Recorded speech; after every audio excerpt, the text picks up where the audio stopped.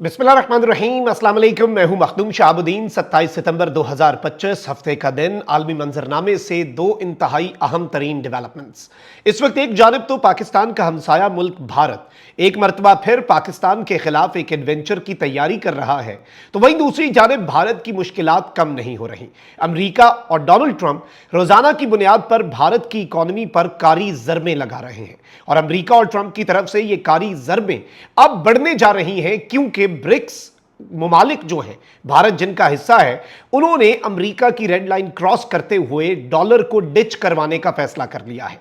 लेकिन असल कहानी यह नहीं है। असल कहानी यह है कि रूस और चीन और ब्राजील और अहम तरीन ममालिक जो हैं, उनके साथ मिलकर भारत अमेरिका को डिच तो करवा रहा है, अमेरिका को टफ टाइम तो देने का फैसला कर चुका है। लेकिन इसी ब्रिक्स इजलास में भारत के साथ नया हाथ हुआ है, पाकिस्तान सुरखरू हुआ है और भारत को हजीमत उठाना पड़ी है। यह इंटरेस्टिंग खबर है।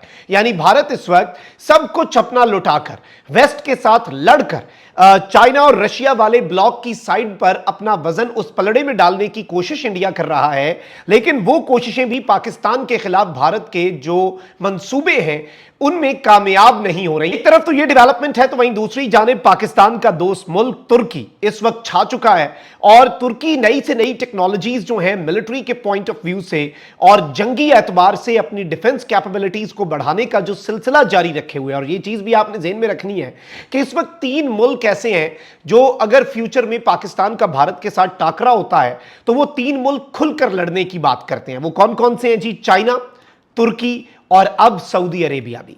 और नाकाबिले यकीन दिफाई निजाम जो है नाज़रीन कराम, तुर्की ने अनवेल किया है, और ये पाकिस्तान के लिए भी अहम है। ये पाकिस्तान के कॉन्टेक्स्ट में भी बहुत इंपॉर्टेंट डेवलपमेंट है, इस पर भी बात कर लेते हैं। लेकिन पहले जरा भारत की हालत ज़ार। डोनाल्ड ट्रंप ने क्या कुछ नहीं किया भारत पर। पहले टैरिफ लगाया, साउथ एशिया के अंदर इंडिया की इंडस्ट्री को उड़ा के रख दिया, क्योंकि इंडिया का मुकाबला पाकिस्तान और बांग्लादेश से था। लेकिन अब चूंकि पाकिस्तान का लोएस्ट टैरिफ है, फिर बांग्लादेश और इंडिया का टैरिफ बहुत ज्यादा है, वहां से उड़ा के रखा। फिर एप्पल के प्लांट्स और जो कुछ इंडिया पिछली चंद दिहाइयों के अंदर मेहनत करके सारी दुनिया से इन्वेस्टमेंट ला रहा था, उसके ऊपर ट्रंप ने कारी ज़रब लगाई। फिर इंडिया के जो आईटी प्रोफेशनल्स हैं वो अमेरिकी कंपनियों में जाते थे, H1B हाईली स्किल्ड वीजा, उस पर ट्रंप ने फीस एक बंदे के लिए $1 लाख लगा दी, मतलब ना ही समझे।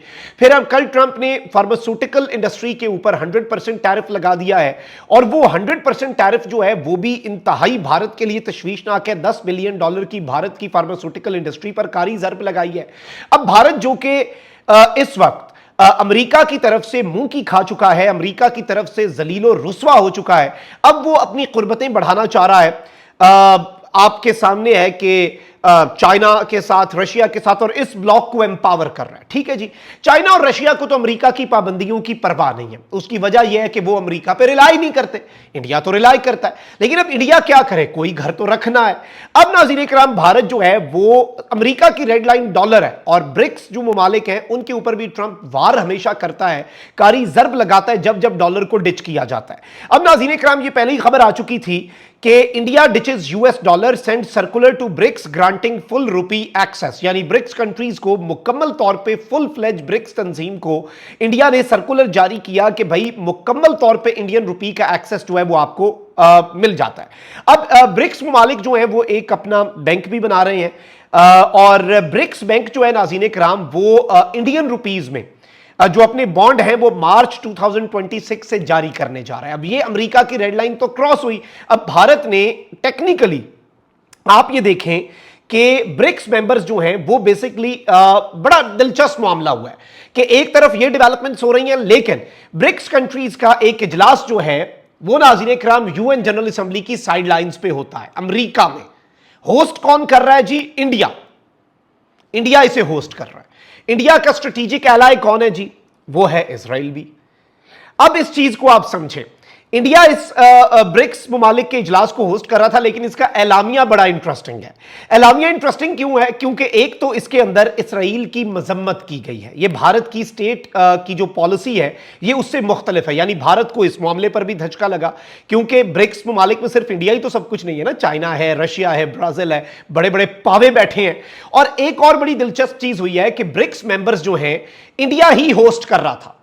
इंडिया ये मीटिंग होस्ट कर रहा था, जो मिनिस्टर्स हैं उनकी मीटिंग को, और ब्रिक्स मेंबर्स ने ज्वाइंट स्टेटमेंट जो जारी की है उसमें लश्कर और जैश ए मोहम्मद नामी तंजीमों को मेंशन किया गया है कि ये जी दहशतगर्दी में इन्वॉल्व है। लेकिन इंडिया का जो असल मौकिफ है कि पाकिस्तान का जिक्र करवाया जाए और पाकिस्तान इसमें मेंशन करवाया जाए, वो भारत नाकाम हुआ है जी। यानी इतना कुछ ब्रिक्स को अपना सब कुछ लुटा के दे दिया भारत ने, खुलकर इस ब्लॉक में आकर खड़ा हो गया, लेकिन ब्रिक्स ममालिक जो हैं वो पाकिस्तान के खिलाफ अपने इस फोरम को इस्तेमाल होने की इजाजत नहीं दे रहे। दिस इज नॉट समथिंग जिसे आप इग्नोर कर दें, इसकी स्ट्रेटेजिक इंपॉर्टेंस को समझें कि पाकिस्तान इस वक्त अपना मकाम मर्तबा किस कदर बढ़ा चुका है, और ये एक डेवलपमेंट गेम चेंजर है विदाउट अ डाउट। अच्छा, एक तरफ तो ये सब कुछ हो रहा है और भारत जो है उसे धचका लगा है, पाकिस्तान सुरखरू हुआ है, और जो भारत कोशिश थी भारत की कि भाई हमने तो ब्रिक्स को अपना सब कुछ दे दिया, अमेरिका के खिलाफ हमारा ज्वाइंट महाज है, तो ब्रिक्स ममालिक पाकिस्तान के खिलाफ कोई हल्की फुल्की बात कर देंगे, लेकिन उन्होंने ये बातें ना करके पाकिस्तान को सुरखरू किया और भारत को वेकअप कॉल दी, नरेंद्र मोदी के भारत को शटअप कॉल दी, बल्कि कि भाई जरा अपनी उसमें ही रहो जो तुम लोगों की वर्थ है। अब एक तरफ ये सब कुछ है तो वहीं दूसरी जानिब पाकिस्तान और सऊदीया दिफाई मुआहिदा, इस्लामिक नेटो, पाकिस्तान का बढ़ता हुआ मकाम मर्तबा, व्हाइट हाउस में पाकिस्तान के वजीर आजम और आर्मी चीफ को ट्रंप की तरफ से होस्ट करना, यह सब कुछ इग्नोर नहीं किया जा सकता। पाकिस्तान वो लूप होल इकोनॉमिकली भी फिल करने जा रहा है जो अब इंडिया को रगड़ा लगना है उससे फिल हो, जो एक नई स्पेस क्रिएट होगी पाकिस्तान वो फिल करेगा। और इसका मतलब कतन ये नहीं होगा कि पाकिस्तान कोई साइड्स चूज करे। पाकिस्तान का चाइना के साथ जो कोलैबोरेशन है, जो कोऑपरेशन है, वो तो अमेरिका को भी वाज़ेह अंदाज में पता है। तो पाकिस्तान इस वक्त बेहतरीन पोजीशन में है, अमेरिका और वेस्ट के साथ भी बेहतरीन, चाइना रशिया के साथ भी, और गल्फ में तो पाकिस्तान इस वक्त है ही ड्राइविंग सीट पे। उन्होंने कहा भाई हमें आपकी अहमियत पता लग गई है, जंग भी आप जीते, एटमी ताकत भी है, और इस्लामिक कंट्रीज को ये कतर पे होने वाली स्ट्राइक के बाद बहुत कुछ जो है वो उन्हें क्लियर हुआ है, बहुत से उनके कॉन्सेप्ट जो है वो क्लियर हुए हैं। अब नाज़रीन इकराम हो ये रहा है, इस चीज को आपने समझना है कि पाकिस्तान अपनी डिफेंस कॉपरेशन बढ़ा रहा है। एक तो कान जो टर्किश फाइटर जेट्स हैं वो पाकिस्तान और टर्की जो है वो मिलकर बनाने का प्लान बना रहे हैं। फिर इसके साथ जो टर्किश ड्रोन्स हैं उन्होंने पाक भारत टाकरे में जो पाकिस्तान की मदद की, बेरफ्तार ड्रोन्स ने उड़ा के रख दिया, और ड्रोन टेक्नोलॉजी में इस वक्त दुनिया में नंबर 1 तुर्की है। इसी तरीके से अभी चाइना के साथ मजीद पाकिस्तान J-35 तैयारे जो 5th जनरेशन है वो हासिल कर रहा है। सऊदीया के साथ मिलकर पाकिस्तान मजीद हथियार बनाने का मंसूबा लॉन्च कर चुका है। और टर्की जो है जब जब फड्डा होता है, टर्की कहता है कि भाई हमने दोस्ती निभानी है, नफा नुकसान बाद में देखना है। तो अब नाज़रीन इकराम टर्की ने बारबरोस कोस्टल डिफेंस सिस्टम जो है नाज़रीन इकराम वो इस वक्त डेवलप करना शुरू कर दिया है। ये इंडिजिनस मिसाइल सिस्टम है और ये टर्की की जो बंदरगाहें हैं उन्हें 400 किलोमीटर दूर से ये डिफेंड कर सकता है। ये गेम चेंजर है कोस्टल सिक्योरिटी में। और ये चीज याद रखिएगा कि पाकिस्तान पर भारत इस मर्तबा नेवल साइड से भी हमला कर सकता है, क्योंकि एयरफोर्स तो भारत की मार खा चुकी। तो अब पाकिस्तान ने नेवल साइड पर भी कुछ ना कुछ इंडिया के लिए तैयारी करनी है। और पाकिस्तान की सबसे ज्यादा डिफेंस कॉपरेशन भी किसके साथ है जी? पाकिस्तान की डिफेंस कॉपरेशन है जी चाइना, टर्की और अब सऊदी अरेबिया के साथ। तो टर्की ने ये जो नया बारबरोस कोस्टल डिफेंस सिस्टम लॉन्च किया है, ये पाकिस्तान और इंडिया की जंग में भी गेम चेंजर हैसियत रख सकता है। कमेंट सेक्शन में राय का इजहार जरूर करें। अपना बहुत ख्याल रखिए। अल्लाह निगहबान। पाकिस्तान जिंदाबाद।